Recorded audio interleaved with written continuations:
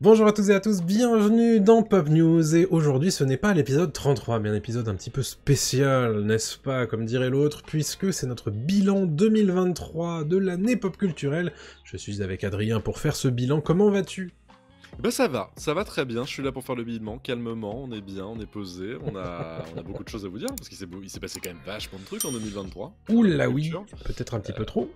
Beaucoup, on a repris nos notes, on s'est dit tiens allez on va vous faire plaisir, et puis on va commencer très vite, parce que je pense qu'on a beaucoup de choses à vous dire. Ouais, sur le planning de le conducteur de cette émission, j'ai le top des recherches pop culture sur Google cette année, 2023 pour Pop News aussi, hein, on va faire le bilan un petit peu de l'émission, et puis un top 10 du box-office 2023 qu'Adrien nous a préparé, et enfin, tous les deux, on a préparé un top 3 des événements et des sorties de l'année qui vous permettra de savoir un petit peu ce qu'on retient de cette année 2023, chacun 3, et les hippopotames seront bien gardés. Voilà. On va commencer tout de suite. Alors c'est toi ou c'est moi qui parlons des recherches Thomas, c'est nous. Ok, alors... On peut se répartir les trucs, parce qu'il y en a plusieurs. Hein, ouais, bah, écoute, je vais faire les films. Les films les plus recherchés sur Google cette année en 2023. Numéro 5. Numéro 5, Creed 3. Creed 3, qui d'ailleurs est un des épisodes de podcast les plus écoutés chez nous. Ouais, qui est notre épisode le plus écouté. C'est fou. fascine un peu, je sais pas pourquoi. C'est fou. Ouais. Creed 3, 5e film le plus recherché sur Google cette année, et je crois pas qu'il soit dans ton top 10 box-office, faudra qu'on en parle. Il est pas dans mon top 10, j'ai deux top 10, en fait j'ai le top 10 mondial et j'ai le top 10 français. Ça marche. Et il est dans aucun des deux, c'est vrai. Intéressant. Mais moi, alors juste on commande 2 secondes, on dit une phrase chacun. Ouais. 3, franchement, bonne surprise. Ouais, moi j'ai bien aimé. J'ai bien aimé, passé un bon moment.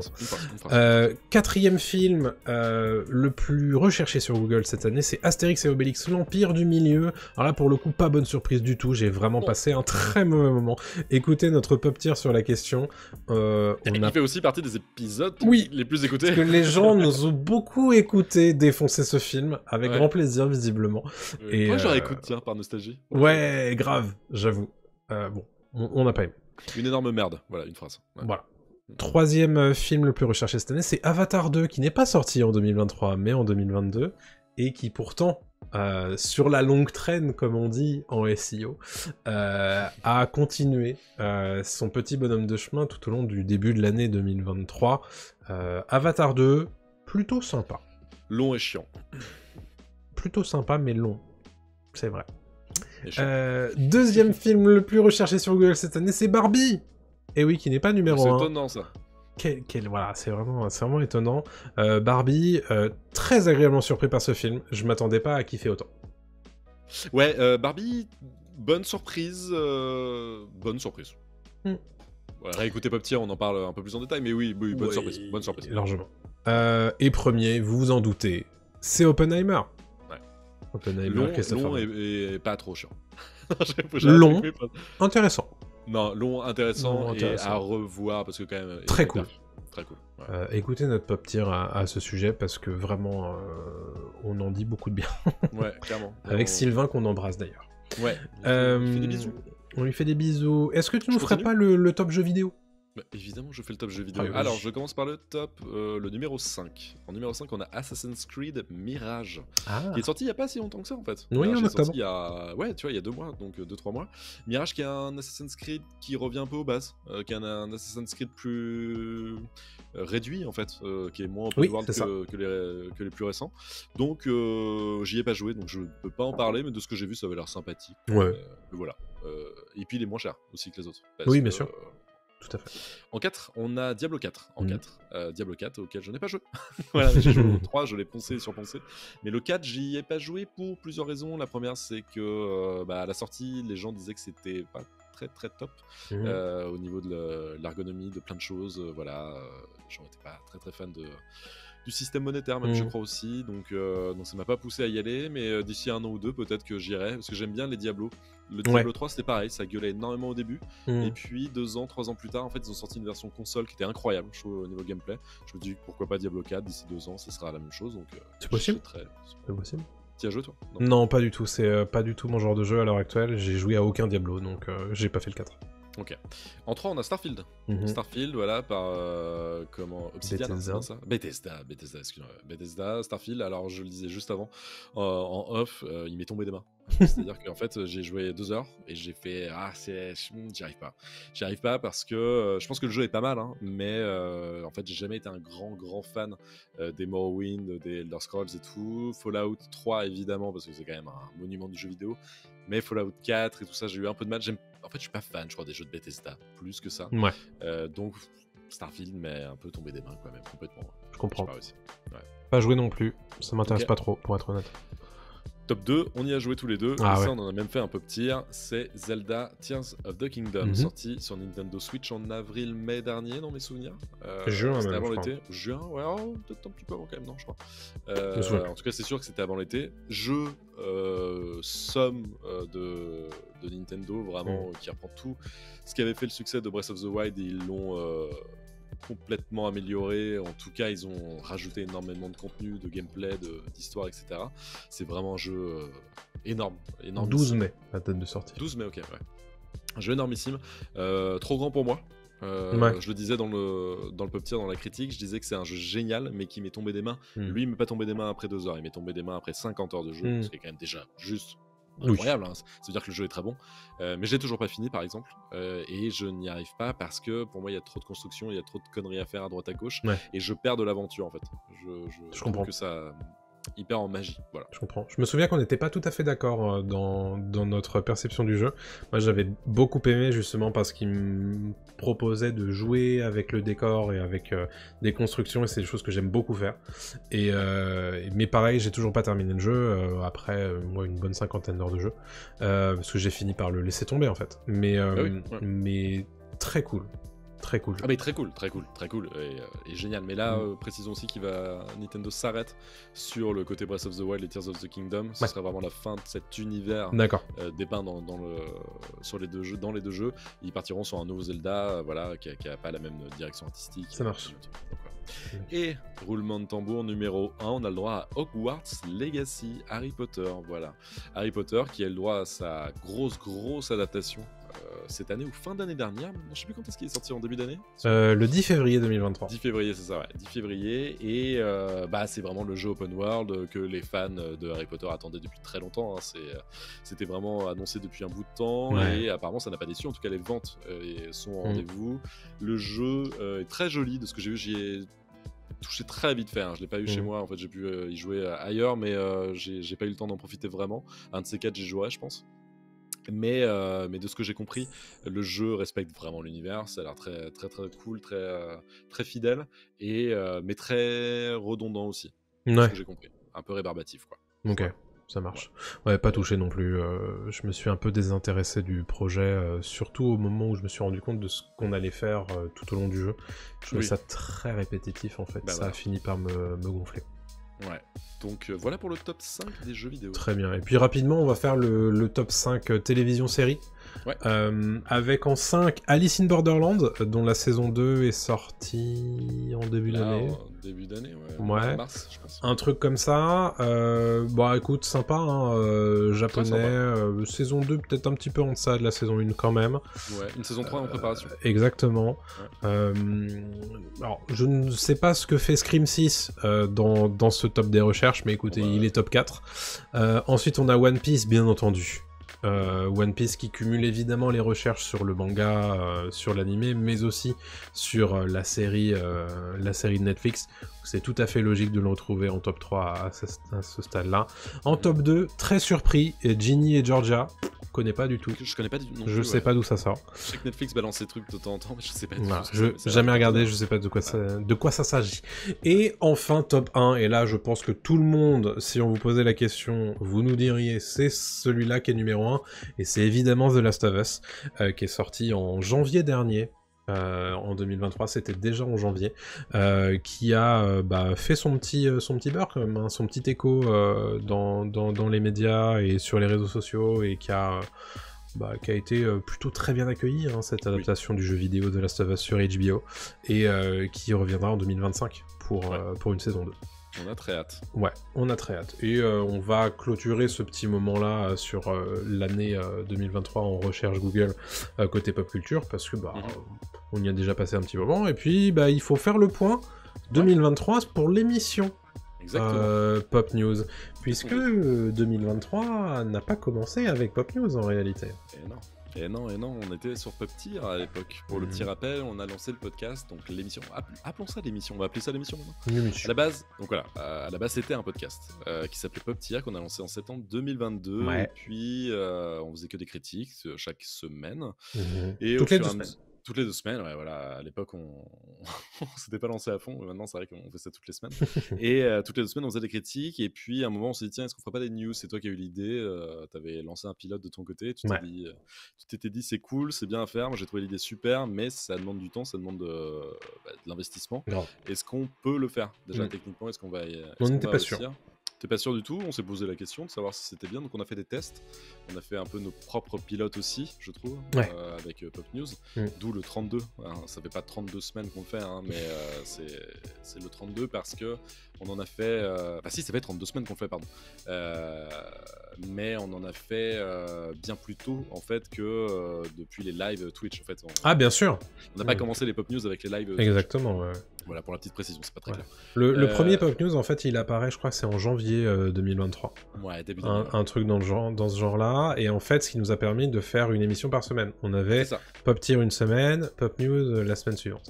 Exactement. Et puis, alors pourquoi est-ce qu'on a décidé de faire que du Pop News, Adrien? À un moment, en fait, c'est arrivé l'été, et on commençait à un petit peu nous saturer de faire que des critiques chaque semaine, enfin toutes les 2 semaines plutôt, parce que il n'y a pas forcément des films cool à regarder. Pas toujours. Toutes les 2 semaines, donc, ni des séries, et ça demande un investissement bien plus important finalement que de préparer des news, même si ça demande énormément d'investissement. Surtout pour les séries.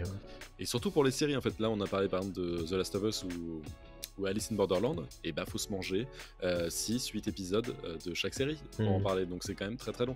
Et si tu veux bien en parler, il faut bien la regarder la série, tu la regardes pas avec ton portable et manger quoi. Donc le truc c'est ça, et au bout d'un moment on s'est dit, attends, il y a ça plus, est-ce que ce serait pas bien de partager aussi notre passion de la pop culture avec des news en live, avec une vraie émission, quelque chose de produit, de quali.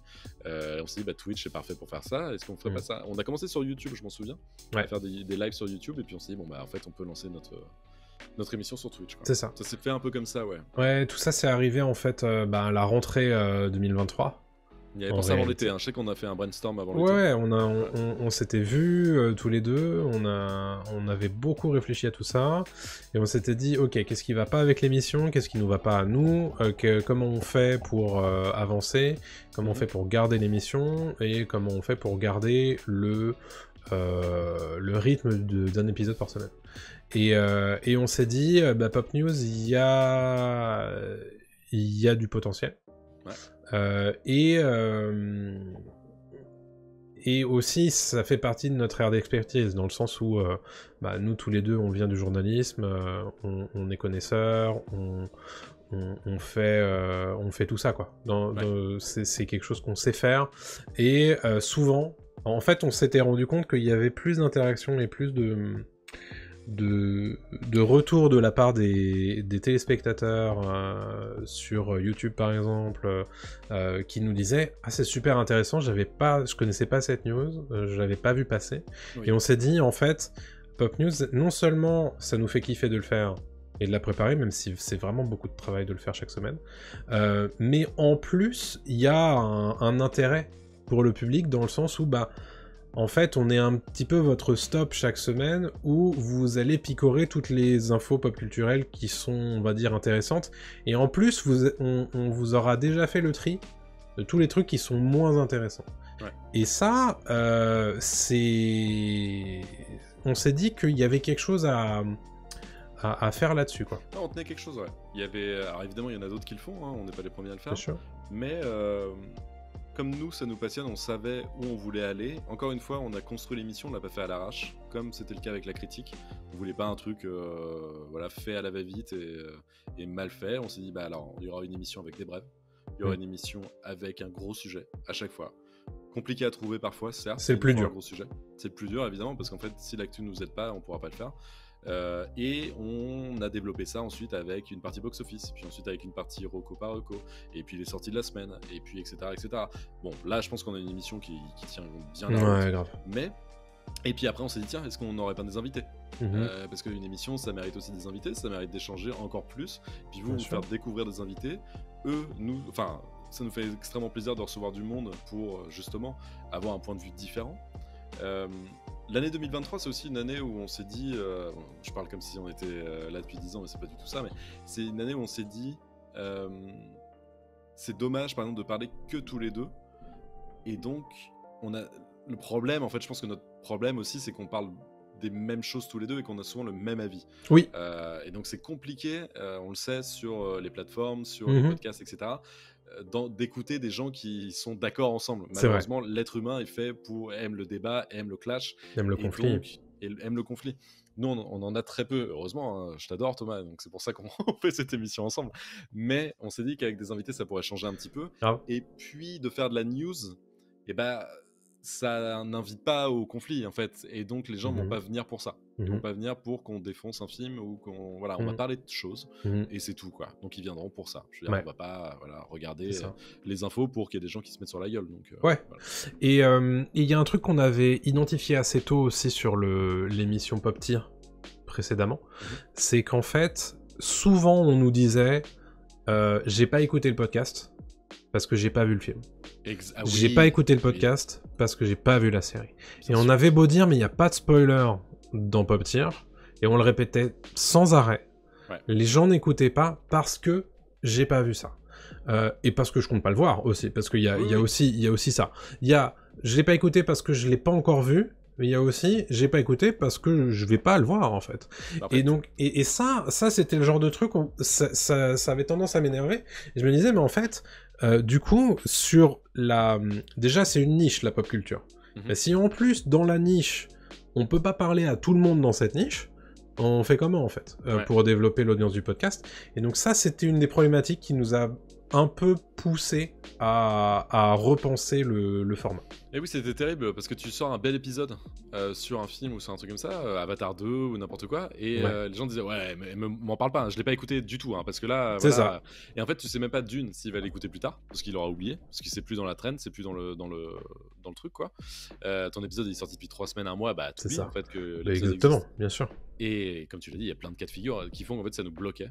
Et choco. Ça, niveau audience, on était là, hein, c'était ok. Mais on s'est dit, ouais, on perd en audience à cause de ça, et c'est dommage, quoi. C'est évident. Donc c'est pour ça qu'on est passé sur Pop News, et puis après, je trouve que le live, il gagne, quand on réussit à avoir de l'interaction dans le chat, et à rebondir sur ce qui se dit dans le chat. Il y a alors évidemment, on n'est pas encore assez pour que ce soit encore super intéressant tout le temps, toutes les semaines, et suivant les sujets qu'on vous propose, c'est pas toujours le cas, mais il y a un vrai côté hyper cool aussi au live. Alors on a évidemment les aléas du direct et les problèmes techniques, mais ça c'est, on va dire, un truc à la marge qu'on a de moins en moins. Qu'on a de moins en moins, c'est vrai, et ça c'est un truc qui est très plaisant quand même, l'exercice du live, puisque du coup tous les lundis à 20h30, quand on n'est pas en pause, sur Twitch, on est en direct et on enregistre l'émission en direct, et ce qui permet aussi aux gens de réagir et parfois de nous donner des bonnes idées. On a eu notre première breaking news dans l'épisode précédent avec la news sur Jonathan Majors, donc notamment grâce à un membre du chat. Donc vraiment, ça c'est hyper intéressant, et c'est un truc qu'on veut pas perdre, et qu'on n'avait pas à l'époque de Pop Tier, puisque évidemment on pouvait pas liver une émission de débat et une émission de critique sur un film, puisque encore une fois les gens seraient pas venus, parce que attention, on va pas se faire spoiler. Exactement. Donc, c'est aussi pour ça que Pop Tier, on le fait pas, on l'a jamais fait en live. Et pour conclure là-dessus, parce qu'après il faut qu'on passe à d'autres sujets, mais pour conclure là-dessus, et c'est une réflexion d'Arnaud dans le chat qui dit: j'avoue que Pop Tier j'ai jamais écouté non plus parce que j'ai pas trop la culture du podcast, hein. Je comprends. Alors que Twitch je l'ai. En fait c'est intéressant parce que c'est vrai qu'à la fin ça s'est transformé en une émission en fait, plus qu'un podcast. Parce que C'est maintenant qu'on a ce live, maintenant qu'on a Ouais. Pop News, en fait, on peut le diffuser partout. Mhm. Et donc, les gens de Twitch, ils restent sur Twitch. Les gens de YouTube ou de Dailymotion, ils viennent sur YouTube Exactement. Dailymotion. Il y en a que je sais qui nous regardent que sur YouTube ou Dailymotion. Bien Ils sûr. ne vont jamais nous écouter ailleurs. Et ceux du podcast qui étaient là avec PopTier, justement, on est très heureux parce qu'en fait, on n'a pas perdu d'abonnés. Et c'est ça Ouais. qui nous faisait un peu peur. On s'est dit, oula, il va y avoir une chute en fait. Mhm. Des gens qui venaient pour les critiques et Ouais. qui s'en foutaient des news. En fait, non. On a eu très peur C'est là-dessus. resté Ouais. et c'est monté et on est très content. Donc en fait, tout le monde il trouve son compte. Ouais. Chacun a son médium en fait pour nous Mhm. écouter. Exactement. Et c'est trop bien. C'est trop cool. En fait, ce qui se passe, c'est qu'on a énormément développé les plateformes sur lesquelles Pop News est présent. Et c'est un truc qui est tentaculaire et qui prend un temps fou et qui est difficile à tenir parfois toutes les semaines. Ouais. Mais en fait, c'est comme ça qu'on chope les gens là où ils sont. Parce que y a des gens qui nous regardent sur Twitch et qui nous regardent pas ailleurs. Il y a des gens qui nous écoutent en podcast sur Deezer, j'en sais rien, mais qui nous verront jamais ailleurs. Bien sûr. Et en fait, on a besoin d'être un petit peu partout maintenant, si on veut avoir de l'audience. Et donc, on est dans une phase où on développe, et 2024, ça va être l'année où on va... Dans l'objectif, c'est de continuer à glaner de nouveaux auditeurs, etc. Oui. Mais toujours en allant les chercher là où ils sont. Bah, c'est super dur, c'est le nerf de la guerre en fait. On sait que C'est ça vrai, marche comme c'est ça, très mais dur. après, c'est très dur, mais bon, après, je trouve qu'en un an, on a fait Ouais, une belle la progression est très cool. progression. Ouais. Mhm. Franchement, je suis plutôt fier de nous. On peut être fier de nous. On peut se taper dans le dos à distance. Allez, tiens, vas-y. Hop. Voilà, bravo. On continue. On continue, ça c'était pour notre bilan Pop News 2023. Le top 10 box-office 2023, alors je n'ai illustré que celui en France, Ouais, mais tu veux nous faire un petit récap. En général, c'est le même. Hein. Ouais, je vais commencer par le récap international. Vas-y, je t'en Voilà, prie. je commence par le 10e qui est Ant-Man et la guêpe Quantum Mania. Ouais. Qui a fait 476 millions de dollars au box-office. Pas mal. On a Élémentaire. Belle surprise Élémentaire parce que moi j'ai pas aimé du tout le film et il partait très mal. Élémentaire de Pixar et il a fait une remontée fantastique cet été. C'est assez fou quand même le bouche à oreille qui a fonctionné pour ce film Élémentaire, donc qui rapporte 495 millions de dollars au box-office. On a ensuite Mission Impossible Dead Reckoning partie 1 avec Tom Cruise qui fait 567 millions de dollars, donc il est passé 500 millions, ce qui est pas mal, mais ce qui est pas ouf parce qu'on sait que Fallout, le précédent, avait fait dans les 650-700 je crois à peu près, donc déception pour Tom Cruise qui s'attendait quand même à bien mieux. Au-dessus, on a The Little Mermaid, la petite sirène, avec 569 millions, donc il dépasse Mission Impossible de 2 petits millions. Belle surprise quand même, parce que live action de la petite sirène, c'est pas donné non plus, quoi. Donc bien joué pour Disney. On a au-dessus des 600 millions avec 690 millions de dollars récoltés Spider-Man Across the Spider-Verse. Voilà la suite de Into the Spider-Verse qu'il a clairement mérité, qui a mis tout le monde d'accord, une vraie claque. Avec le 3e épisode qui est attendu pour 2024, mais ça n'arrivera pas en 2024, ça sera plus 2025. On arrive dans le top 5 avec Fast 10 et 704 millions de dollars récoltés. Donc c'est fou quand même que cette franchise portée par Vin Diesel continue de cartonner à ce point-là. C'est quand même monstrueux. On rappelle que tu as fait un marathon. Horrible. Fast and Furious cette année, grand fou. Tout ça pour pas aller voir le 10 en plus. Bravo, tu te retaperas un marathon pour ça. On continue avec en 4e position Les Gardiens de la Galaxie volume 3 et 845 millions de dollars récoltés. Là ça rigole plus madame, on est sur du très lourd. Voilà, on s'y attendait pas non plus parce que Marvel quand même n'est plus le Marvel d'avant et les gens quand même voulaient voir la fin de cette trilogie qui a été lancée en 2014. Donc, les gens étaient au rendez-vous. Le top 3 avec Oppenheimer en 3e position. Et 951 millions de dollars récoltés pour le film de Christopher Nolan, porté par Cillian Murphy. Pas mal du tout pour un biopic sur un mec qui a créé la bombe atomique. On s'y attendait pas non plus que ça débarque. Voilà, c'est le biopic qui a rapporté le plus d'argent au box-office de tous les temps. Hein, précise aussi. C'est quand même assez fou. En 2e, tu dirais qui toi? Bon, tu sais à peu près les 2 premiers, mais... Ah oui, pour moi c'est Barbie et ensuite Mario. Eh ben non, c'est Mario en 2e position. Ah ouais? Ouais, Mario en 2e position avec 1,361 milliard de dollars récoltés. Mario qui a tout raflé, hein. Vraiment c'est une folie cette adaptation. d'Illumination, le studio derrière Moi Moche et Méchant, qui a tout compris voilà, au marketing clairement, parce que voilà ils ont fait le film Mario que tout le monde attendait et que tout le monde a vu et que nous on a vu aussi. Et enfin, en premier, tu l'as dit, Barbie de Greta Gerwig avec Margot Robbie qui a fait 1,441 milliard. Wow. Donc il le dépasse quand même, il lui cale quasiment 100 millions dans la vue à Mario. Donc Barbie, phénomène de cet été, porté aussi par le Barbenheimer avec Oppenheimer, etc. Mais vraiment Barbie qui est une surprise hallucinant puisque personne ne s'attendait à ce qu'un tel projet sur le papier très casse-gueule fonctionne, mais les gens étaient au rendez-vous, ça a débattu, ça a kiffé, ça a pas kiffé, en tout cas voilà, les gens sont allés au cinéma voir Barbie et ce n'est que le début, je pense. Je mets ma petite pièce sur une suite, voire plusieurs qui débarqueront très prochainement au cinéma. Donc ça c'est pour le box-office mondial. Je poursuis avec le box-office français. On commence par le 10e. Et le 10e, on a Tom Cruise, toujours, avec Mission Impossible 7, Dead Reckoning partie 1, qui a fait 2 617 000 entrées. Ensuite, on a Indiana Jones, Harrison Ford, avec Indiana Jones 4, qui nous fait 3 millions d'entrées. Indiana Jones 5 excuse-moi, Indiana Jones 5 bien sûr, le 4 n'existe pas mais oui, qu'on a beaucoup aimé ici d'ailleurs. Ouais, grave. 5, voilà. Et le Cadran de la Destinée qu'on a beaucoup aimé. En 8e position on a Élémentaire, voilà, encore une belle surprise en France qui a fait 3 310 000 entrées. Voilà, vraiment un excellent bouche à oreille pour le dernier Pixar. Ouais, c'était pas donné du tout.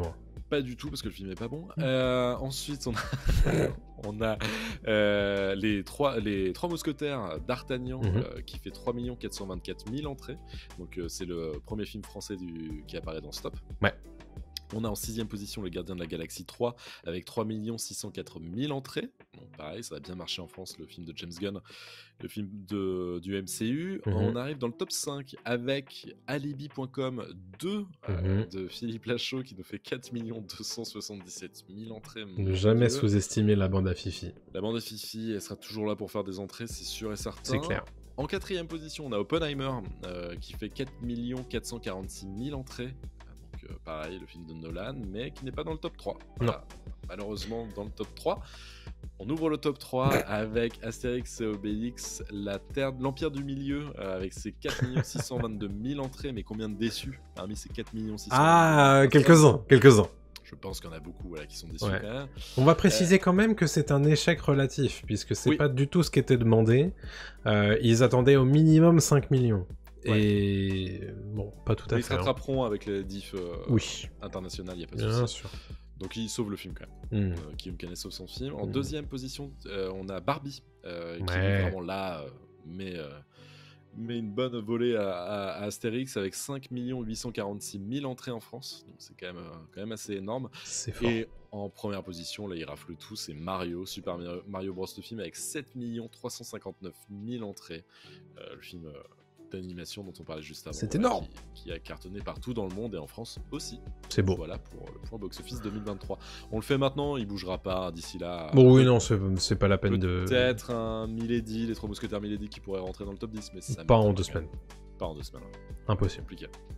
Donc voilà. Impossible. Bah très bien, pour ce point box-office, on avait hésité à le faire dans un épisode classique de Pop News, mais on s'est dit qu'on allait faire un épisode bilan, et que ça avait bien sa place de le mettre ici.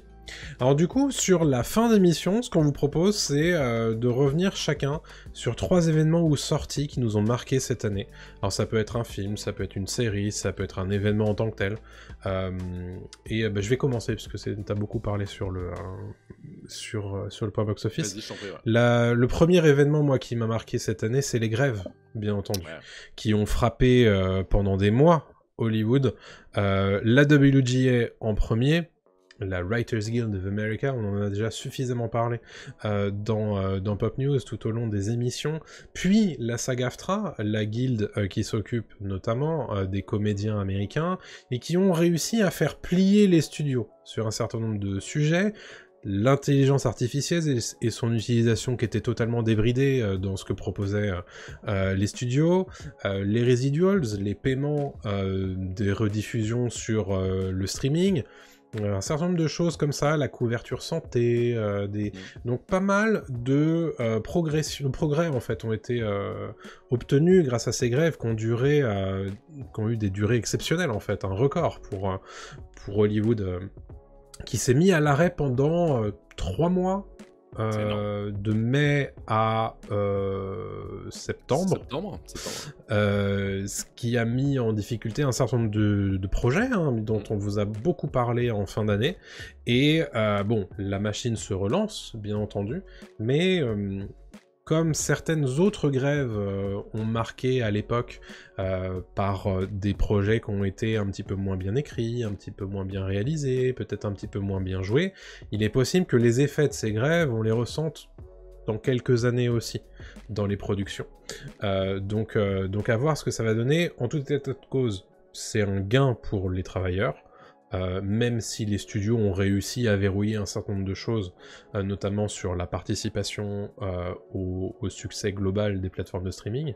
Ils ont réussi à faire en sorte de pas donner trop de magots, mais un certain nombre de choses ont été verrouillées par la SAG-AFTRA et la WGS, qui est quand même plutôt rassurant. Ouais, mais c'est vrai que ça nous a tenu ça.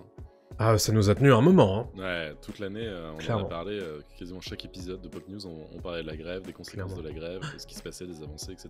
C'était passionnant, hein, c'était cool. Ouais. Mais au bout d'un moment, c'est vrai qu'on se disait, bon, ce serait bien que toutes les semaines, on parle pas que de ça, mais bon. C'est ça, ouais. C'est le problème d'une émission d'actu aussi, c'est que quand l'actu, elle est très répétitive, on est un peu obligé de continuer à être répétitif, quoi. Ouais, mais on voulait pas être répétitif pour nos auditeurs, donc on a fait attention, quoi. Mais c'est vrai que c'était quelque chose d'assez, pas inédit, hein, encore une fois, ça arrivait par le passé, mais que ça arrive maintenant avec l'avènement des plateformes, de l'IA et tout, ça nous a donné quand même des beaux sujets. On a parlé justement des problématiques liées au streaming, liées à l'intelligence artificielle, avec les déclarations de scénaristes, etc. Donc il y avait des choses à faire, il y avait des choses à traiter, quoi. Clair. Après les acteurs, ça a duré moins longtemps, les acteurs. Les acteurs pouvaient plus du tout parler techniquement, c'était bien sûr. Quoi, donc voilà. Mais c'est vrai que c'est un événement, l'événement majeur de 2023, c'est sûr et certain. Clairement. Ouais. Toi, tu nous as sélectionné un film sur ton premier, ton premier événement marquant de l'année. C'était l'un des premiers films qui a fait du bruit en fait en 2023. J'en ai parlé juste avant dans le box-office. C'est Astérix et Obélix, l'Empire du Milieu, bien sûr, de Guillaume Canet. Guillaume Canet qui débarquait sur les plateaux de télé et de radio en disant il faut aller voir le film pour sauver le cinéma français. Rien que ça. Vrai. Donc moi quand on me dit ça, je pourrais y aller, quoi. Clairement déjà laisse-moi voir ton film. S'il est qualitatif, oui c'est cool. Sinon tant pis, quoi. Donc c'était quand même un événement. Il y a quand même un casting monstrueux dans ce film. Ça aurait pu être un super truc, mais très vite ça s'est avéré être pire que Astérix et Obélix aux Jeux Olympiques. Une fumisterie. Vaste fumisterie qui est extrêmement mal joué, extrêmement mal réalisé, extrêmement mal écrit. C'est horrible. Ce film est une merde, n'allez pas le voir. Mais il était important dans le sens où il remettait un peu aussi la salle de cinéma dans le discours et dans le débat dans les médias, un petit peu, je trouve. On avait un petit peu oublié qu'il fallait retourner au cinéma, et je pense que ça fait jamais de mal de parler du ciné, en mal comme en bien, et je trouve que c'est cool de dire que il faut quand même toujours privilégier la salle de cinéma aux plateformes, etc. C'est un peu ce qu'il disait avec ce film, c'est-à-dire que si tu vas voir mon film, en fait tu sauves le cinéma français au sens large, et donc voilà. Ouais. Mais pour aussi c'était un film drôle dans le sens où il y avait tellement d'extrêmes de malaise à sortir de ce truc-là que ouais, je voulais le ressortir dans ce bilan. J'ai envie de réécouter notre épisode dédié à ce film, en vrai. Ça, c'est un react de notre épisode. Non, mais moi, je me souviens encore très bien de cette séance nulle, quoi. Enfin, donc, comme quoi, ça m'a marqué. On avait été dur, mais juste. Exactement. Je m'en souviens bien. Ouais. Moi, je vous propose de revenir sur deux trucs. J'ai un peu triché. Sur ma deuxième chose. C'est une belle et une mauvaise année, en fait, pour Donjons et Dragons. 2023. Alors, je vais pas spécialement vous parler des problématiques pour le jeu de rôle en lui-même, puisqu'il y a beaucoup de choses à dire, et je vais laisser les gens experts là-dedans s'exprimer sur YouTube, mais je vous invite à vous renseigner, puisque l'éditeur fait des trucs pas très glop à ce sujet. En revanche, le film Donjons et Dragons, il est très bien. Malheureusement, il a fait un flop au box-office, et j'en suis très déçu. C'est, pour être très honnête, le film que j'ai pris le plus plaisir, le film popcorn que j'ai pris le plus plaisir à regarder au cinéma cette année. Et j'ai passé un tellement bon moment devant ce film que j'étais très déçu quand tu nous faisais des points box-office et que tu me disais que c'est pas ouf en termes de rentabilité, quoi. Semaine après semaine, c'était compliqué, ouais. Ouais, et donc du coup, moi très franchement, c'est pour ça que dès que je peux, j'essaie d'en parler, parce que le film, en fait, est super agréable à regarder. Le film est hyper sympa, c'est un film d'aventure, comme on n'en fait plus vraiment. C'est un film de fantasy qui, à la fois se prend pas la tête, mais qui fait les choses sérieusement, qui nous propose des personnages qui sont intéressants, alors qui mériteraient peut-être d'être un petit peu plus travaillés, un petit peu plus sur la longueur, mais vraiment un film d'aventure qui est très agréable à regarder et qui en plus est drôle et qui fonctionne tout de suite. Qui fonctionne tout de suite. C'est rare, tu sais, il y a un côté Gardien de la Galaxie. Ouais. Où bah, l'équipe, on y croit tout de suite en fait. Ouais. Il y a une alchimie qui se crée, c'est super, ça fonctionne bien quoi. Exactement. Et moi j'ai passé un super moment. Le film est très mal marketé, mais je pense qu'ils ont été surpris par les bonnes critiques en fait. J'ai l'impression qu'une semaine avant la sortie du film, les gens se sont dit mais attends, il est bien le film. Et le marketing s'est dit mais attends, mais il est bien le film en fait, il faudrait peut-être le marketer un peu plus. Et c'était trop tard. Ouais. Et c'est vraiment dommage parce que ce film a du potentiel et j'aimerais bien que la licence continue et soit... Sur une plateforme au pire. Ouais, peut-être. Je sais qu'à une époque, on parlait de Netflix sur une potentielle série, des choses comme ça. Donc pourquoi pas, mais moi j'aimerais bien revoir un film comme ça dans une salle de cinéma, parce que on peut faire des trucs en fait. Mais c'est vrai que la fantasy ça a toujours été compliqué au cinéma. En dehors du Seigneur des Anneaux, c'est vrai qu'on n'a rien eu qu'à cartonner de fou. Et moi voilà, je voulais en reparler parce que pour moi 2023, le film Popcorn, c'est Donjons et Dragons, l'honneur des voleurs. Et je lis à ça le succès critique et commercial de Baldur's Gate 3, parce que le jeu est incroyable. Alors c'est pour les gens qui ne connaîtraient pas, c'est un jeu de rôle sur ordinateur mais aussi sur console, qui adapte en fait le jeu de rôle Donjons et Dragons papier, et en fait on incarne un personnage qui va vivre des aventures rocambolesques dans les Royaumes Oubliés, qui est l'univers de Donjons et Dragons, qui a été très récemment annoncé comme le Game of the Year, le jeu de l'année aux Game Awards, et c'est très honnêtement très mérité.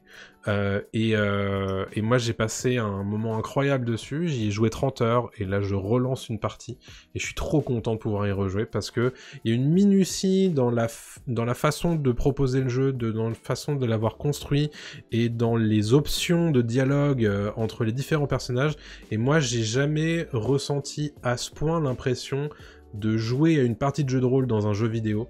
J'ai l'impression que le jeu c'est vraiment une transposition avec amour de ce que c'est qu'une partie de jeu de rôle dans un jeu vidéo, et rien que pour ça, moi je trouve que c'est une réussite totale. J'ai pas de PC pour le faire tourner, mais je sais qu'il vient de sortir sur Xbox, et je vais me le faire dès que j'ai le temps pour le faire. Ouais, donc voilà, c'était ma petite séquence Donjons et Dragons. Vous savez que j'aime bien le jeu de rôle, et de temps en temps j'en parle. Ah oui, tu vas nous parler de 2 films également. Ouais, tout à fait. Bah, je continue alors, avec... après Astérix, je vais parler en fait de Barbie et Oppenheimer, qui est aussi l'événement, si ce n'est l'événement cinéma de 2023, l'été 2023. C'est rigolo que ces deux films se soient affrontés. Margot Robbie, c'est Margot Robbie disait récemment qu'apparemment un des producteurs d'Oppenheimer avait demandé à ce que Barbie soit décalée, en fait, ne soit pas en même temps face à Oppenheimer, et en fait ils ont dit non, on va le sortir aussi en même temps, quoi, y a pas de souci. Et en fait les deux se sont aidés en fait. Parce que, alors je ne sais pas, c'est Internet qui a tout fait, on ne sait pas comment ça s'est lancé, mais il y a quelqu'un qui s'est dit tiens, Barbie, Oppenheimer, Barbenheimer, est-ce que les deux on ferait pas quelque chose? Donc il y a eu des détournements. C'est incroyable quand même. Ouais, c'est incroyable. Évidemment, c'est les apporter tous les deux. Alors, c'est pas de bon goût, clairement. Mais je parle des détournements. Il y a des trucs, on parle quand même d'un mec qui a balancé des bombes sur Hiroshima et Nagasaki. Voilà. Enfin, dont le travail a permis ces horreurs, oui. Il l'a fait, oui. Oui, voilà. Il savait pourquoi il le faisait. Et donc, mais au-delà de ça, c'est vrai que c'est un événement cinéma parce que tu peux pas faire un meilleur marketing que ça. C'est clair. Tu peux pas mieux... le marketing viral comme ça. C'est le meilleur marketing du monde en fait. C'est le truc le plus puissant, et donc ça leur a coûté cher à Barbie parce que ils avaient une grosse équipe marketing, un gros coup marketing. Oppenheimer aussi, mais moins quand même. Mais je pense que celui qui a gagné dans l'histoire, c'est Oppenheimer. Parce que un biopic comme ça, je pense que t'aurais pas gagné autant de visibilité s'il n'y avait pas eu ce truc de Barbenheimer. Vous inquiétez pas que dans les prochaines années, il y en a qui vont essayer de réitérer cet exploit-là. Ils vont certainement pas réussir. C'est Mais inédit. ça les empêchera pas d'essayer. Non, ils vont essayer, je pense, mais c'est unique, c'est compliqué en fait. Et puis il y a ce truc à l'époque, rappelle-toi, c'est qu'est-ce qu'on va voir en premier? Est-ce qu'on va voir Oppenheimer? Est-ce qu'on va voir Barbie? Donc en fait, c'était même plus une question. Et genre, il faut voir les deux en fait maintenant. Ouais. Genre, parce que les deux sont face à face, ils sortent le même jour, donc on y va, on va voir les deux quoi. Voilà. C'est ouf. Et J'avais jamais vécu ça personnellement encore. Non, pareil, non, je pense que ça n'existe pas. Ça n'a jamais vraiment existé en fait. Ouais. C'est toujours un gros film quoi, mais là il y avait deux gros films et diamétralement opposés. Ouais. Le rose, le noir en fait, on va dire quoi. Et oui, c'est clair. Et tu fais bah c'est génial. C'est deux salles, deux ambiances. Exactement, c'est vraiment la définition de deux salles, deux ambiances. Ouais, c'est ouf. Donc ouais, ça m'a parlé aussi ça en 2023. Clairement. Un événement. Clairement. C'était très cool à vivre en tout cas. C'était rigolo. Alors, moi j'ai pas fait le double feature dans la même journée. J'ai fait l'un puis l'autre. Mais je me souviens des TikTok de gens, tu sais, qui disent quand tu sors de la salle d'Oppenheimer et que tu vas pour Barbie et qui se change, tu sais, c'était trop drôle. Voilà donc pour Barbenheimer. Et moi je vous ai sélectionné un film aussi sur mon top 3. Alors pour le coup c'est un film un petit peu plus, on va dire, prestigieux puisque c'est un film de Steven Spielberg. C'est The Fabelmans. Et j'ai passé un super moment devant The Fabelmans. J'ai passé un super moment à parler du film dans le podcast. J'ai vraiment... C'est un des podcasts dont je suis le plus fier. Ouais, je me souviens que c'est pas un podcast qu'on a réenregistré en plus. Alors non, on l'a perdu et je l'ai retrouvé. Ah ouais, c'est ça. Ouais. Et je me souviens de ça. Et en fait, oui, c'est ça. C'est un podcast qu'on a enregistré. En fait, on a enregistré 2 podcasts d'affilée parce qu'en fait, on avait terminé d'enregistrer un podcast Ant-Man, je crois, non? Ant-Man, peut-être. Ouais. Et juste après, en fait, on a commencé à parler de Fabelmans. Et on s'est dit, mais attends, en fait, on enregistre le podcast maintenant. On n'avait pas prévu de le faire. Et on s'est dit, on enregistre le podcast sur Fabelmans maintenant parce qu'on a tellement de choses à dire dessus. C'est maintenant qu'il faut l'enregistrer. Ouais. Et à la fin de l'enregistrement de ce podcast, je me suis dit, mais attends, il était super quand même ce podcast. Et vraiment, le film est très cool. Il est très personnel, évidemment, pour Spielberg. Il est très intéressant d'un point de vue mise en scène, d'un point de vue d'écriture, d'un point de vue réalisation. Spielberg a toujours des choses à dire, a toujours des choses... des façons de présenter l'action à la caméra. Et moi, il m'a mis une petite claque, en fait. J'ai beaucoup aimé Fabelmans. Je te l'avais dit, quand je suis sorti, j'avais le sourire aux lèvres. J'ai vu un grand film, j'ai vu un beau film, j'ai vu quelque chose qui m'a touché. Ouais. Et c'est rare de te dire, ah wow, putain, c'est un grand film de Spielberg qui va rester, quoi. Grave. Et il le fait à la fin de sa vie, quoi. Donc c'est quand même beau de réaliser un film comme ça, avec autant de talent. Et autant de virtuosité. Vraiment, dans le déplacement de la caméra, dans les plans, c'est fou, quoi. Il a autant de génie, c'est incroyable, quoi. Il a maîtrisé, je crois qu'on le dit dans le podcast, mais il a vraiment maîtrisé son art de A à Z. Il connaît les gammes, il connaît vraiment la grammaire du cinéma, mais clair. Sur le bout des doigts. Et il en fait ce qu'il veut, il joue avec, quoi. Ça, c'est fou. Il est trop fort. Ça pour raconter une histoire personnelle en plus. En plus. Vraiment, vraiment très très cool. Et toi, tu veux nous parler d'une série pour conclure ton top 3. Bah ouais, parce que on en parlait aussi tout à l'heure dans le top des recherches. Des recherches Google, The Last of Us. The Last of Us, qui est quand même un événement en soi. C'est la série adaptée d'un jeu vidéo qui a extrêmement bien marché, mais pareil, sur le papier, HBO qui prend un risque, un risque. Ça reste très cinématographique, The Last of Us, quand même, sur PlayStation, mais c'est quand même une série qui dépasse le côté adaptation de jeux vidéo. En fait, c'est devenu cool maintenant le jeu vidéo, dans le sens où ce n'est plus une simple adaptation, c'est une vraie série à part entière, quoi. C'est un truc de cinéma, de télé, c'est un vrai beau scénario avec des acteurs extrêmement solides. Pedro Pascal est super, Bella Ramsey, elle est excellente. Et c'est une série qui m'a fait chialer. Je pensais pas, moi, qui m'a accueilli. On m'avait dit l'épisode 3, tu vas voir, c'est ouf. Et épisode 3, j'ai chialé ma race. Ah ouais, vraiment, j'ai chialé ma race à la fin de l'épisode. Ce qui était bien, franchement, c'était un midi, j'étais en train de manger, quoi. Et je fais, mais non, qu'est-ce qui se passe? Et voilà, donc bon, ok, très bien.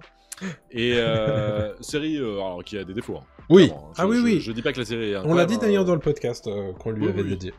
Elle a des défauts, elle est un peu trop lente à démarrer, je trouve. Elle est mais et elle est rushée sur la fin, donc c'est un peu dommage. Mais ça fait plaisir de voir que on arrive quand même à adapter du jeu vidéo de cette façon-là sur HBO, qu'on donne du fric à foison pour faire ça, donc on le fait bien. Ouais. Et j'ai maintenant très très hâte de voir ce que va donner la saison 2, qui est pour moi très importantes Oui. pour savoir si ça va être une grande série ou pas. J'ai peur, Voilà. mais, Mais... j'ai envie d'y croire. Ouais, il faut y croire. Complètement. Et confiance. Et confiance. Voilà notre rapide bilan sur l'année 2023. Il s'en est passé des choses. N'hésitez pas évidemment dans les commentaires, là où vous êtes, à partager les moments qui vous ont marqué dans cette année de 2023, que ce soit les films, les séries, les jeux vidéo que vous avez vraiment aimés, ou à défaut, les trucs que vous avez vraiment pas aimés. Les événements que vous avez trouvés hyper marquants de cette année 2023, tout ça on est super curieux, bien évidemment. Donc voilà, c'était très cool. Merci à tous évidemment de nous écouter dans Pop News, et puis on se retrouve en 2024. Et on vous souhaite évidemment une bonne fin d'année, et on se retrouve... Est-ce qu'on a les chieurs là qui font à l'année prochaine? Allez, à l'année prochaine, Allez. De joyeuses fêtes, ouais. Salut tout le monde. Salut. Ciao, ciao.